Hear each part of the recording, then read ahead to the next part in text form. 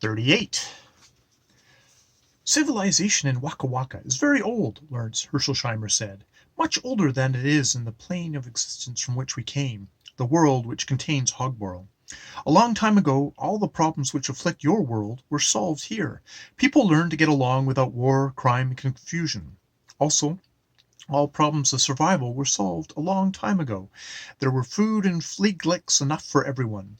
Everyone understood his role in society, and everyone was content. For a long time, once things had progressed to the point where nobody had to work for a living, there was an intense activity in the arts. That was the period during which our great city, Lenny, was built and adorned. Wonderful buildings were designed and constructed. People worked to make beautiful paintings and sculpture. Works of music involving thousands of fine musicians were composed and performed every day. Science and engineering also flourished, and everything imaginable was done to make life a pure pleasure. This went on for a very long time, so long that nobody can quite remember how long.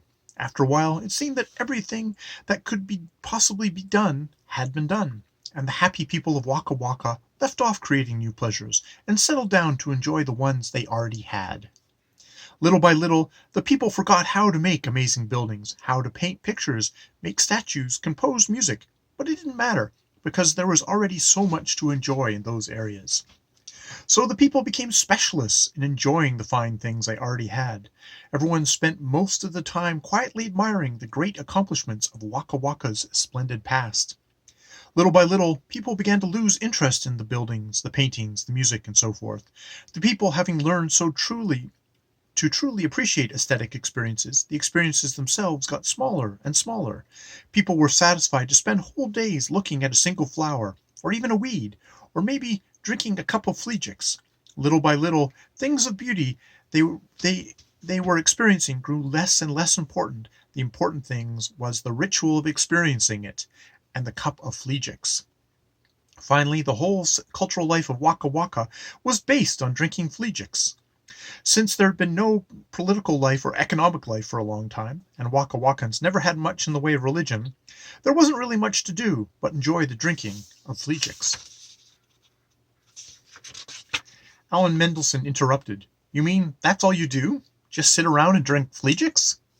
Oh, it's hard to understand if you haven't really experienced it fully, Lawrence Herschelsheimer said. It isn't just sitting around and sipping something hot, although that's part of it. You see, all the experience of life has been, as it were, boiled down to fleegics drinking.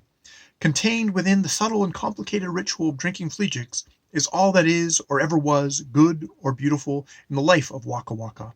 It's like baseball, television, arts, museums, and presidential elections all rolled into one. It's all a Waka Wakanian needs to be happy.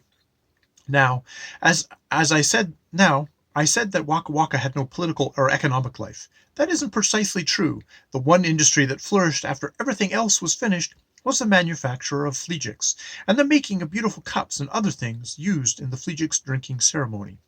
We also exported fleegics to some other planes of existence in which fleegics is popular, though nothing like it is here. Our main customer was the 12th existential plane on Mars, where they like fleegics very much. In return for the fleegics we exported, the Martians would send us a little plant called Zygomunda formosa.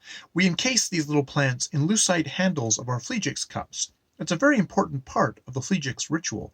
It's sort of holdover from the days when Waka Wakians liked to spend the whole day looking at a flower or a weed while drinking their fleegics. Excuse me, Mr. Herschelsheimer, I said. This is very, well, sort of interesting, but I thought you were going to tell us about them and it. I was just coming to that, Lawrence Herschelsheimer said.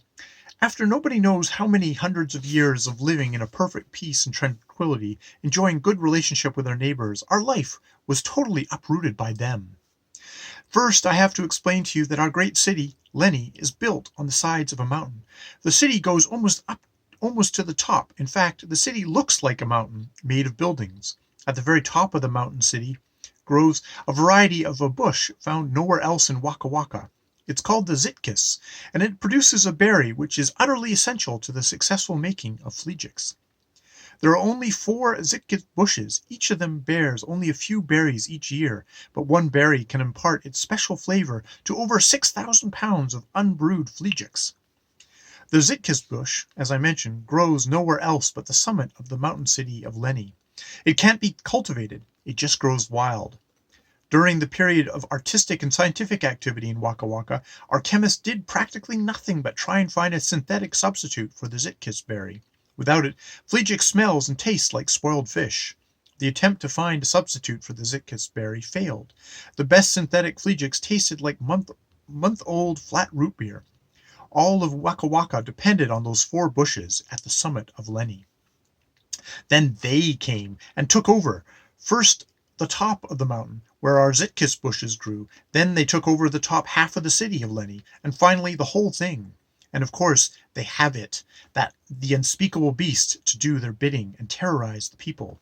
That's why we all moved out of Leni and into the forest. Who are they, and what is it? Aln Mndlshn and I shouted. Yes, I'm coming to that, Lord Herschelsheimer said. But I see that our Fleegix is ready. Let's stop for now and enjoy it. I need to calm down a bit before telling you the rest of the story.